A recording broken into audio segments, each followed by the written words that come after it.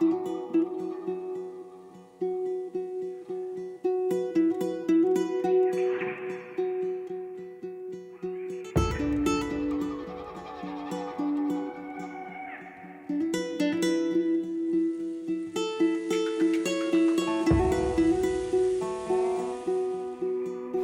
usually share a fair amount of my personal journey here, but there are certain aspects of my life that I tend to keep to myself. Right now, though, I decided to make a tiny little exception and share something with you that I usually wouldn't share with you. I had already mentioned in one of the earlier episodes that my usual drive for solitude and venturing by myself has not been as strong as it usually was in the past. And when Flo joined me on Karl, it felt right in so many ways that I hadn't expected. And then when he left, instead of relishing in the freedom that I thought that I had missed, I sort of found myself wishing that he was still there. Originally, he was supposed to come for at least a month. That was the plan. But then, life happens and he couldn't find anyone to look after his dog Django for more than 2 weeks. So 2 weeks it was. Well, when we said goodbye after 2 pool-sized margaritas at the beach bar, I realized that I wasn't particularly happy to see him go, and that took me a little bit by surprise. So after about a million text messages and hours on the phone, well, guess who's coming back on board in Acapulco? Acapulco is huge, it's loud, it's bustling, sprawling. It's a lot of things that I'm not particularly fond of in a place. And when we arrived, I think Boga immediately had the same sense. At one point she dug her heels and refused to take one step further, and I think she was sort of noticing my unease and mirroring it. The aftermath of the hurricane is still very present. The city and its people, they've been through so much, and whilst it's impressive how much they've rebuilt in such a short time, the scars are still very much visible. There's no doubt that the hurricane destroyed vast areas of the city, but what stood out was the resilience of the people. Despite the immense scale of destruction, people were determined to push forward and to rebuild. And from what I could gather, recovery efforts have been monumental with impressive strides made. But there's obviously still quite a way to go. Nevertheless, even before the hurricane, I don't think Acapulco would have been my cup of tea. I had heard about the famous cliff divers in Acapulco from other cruisers, so Flo, Boga and I took a little night walk across a little hill to the other side of the bay.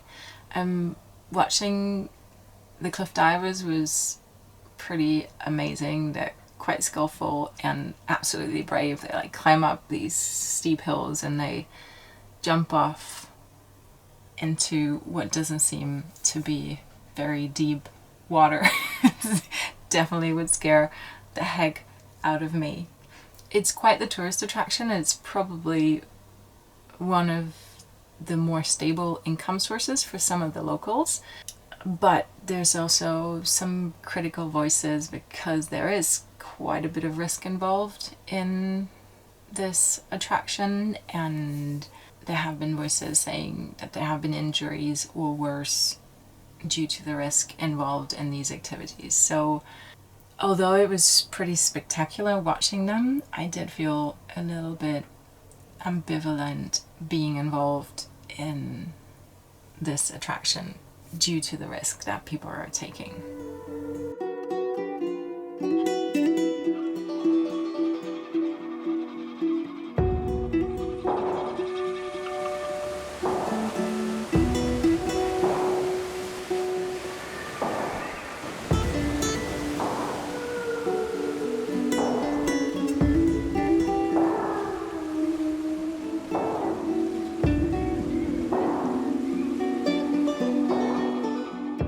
back on the boat, watching the millions of twinkling lights across the water felt really surreal.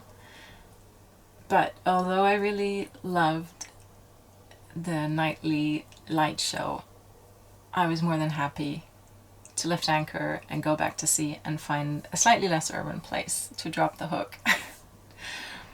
And the next morning, after fueling up with Vincente and purchasing what probably has been the most expensive impeller that I've ever bought in my whole life for my water maker, we did lift anchor and we set sail for Zihuatanejo, and Karl carried us safely to our next destination.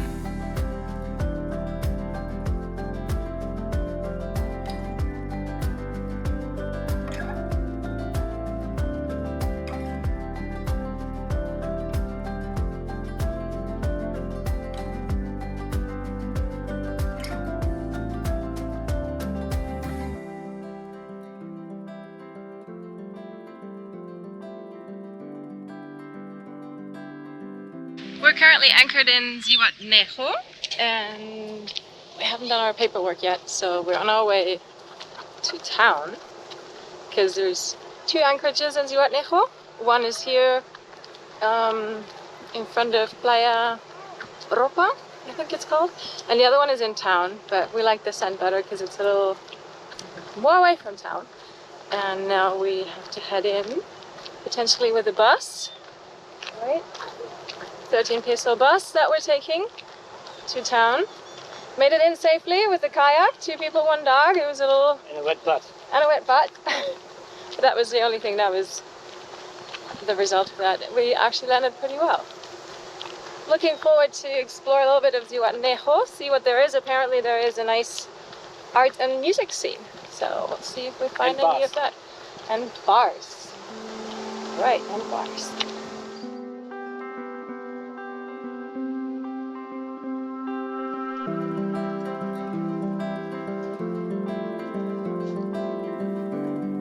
After a short bus ride, we reached Zihuatanejo. It's a charming little city of around 70,000 people, and we were welcomed by colourful lanterns along the Malecon, swaying in the wind and giving the place a warm, inviting atmosphere. The city is full of beautiful murals, a few quirky statues, and plenty of promising bars. But our main goal was to get our paperwork sorted, and after grabbing a quick bite at the local market, we headed back to the boat for some boat work. But more about that next week.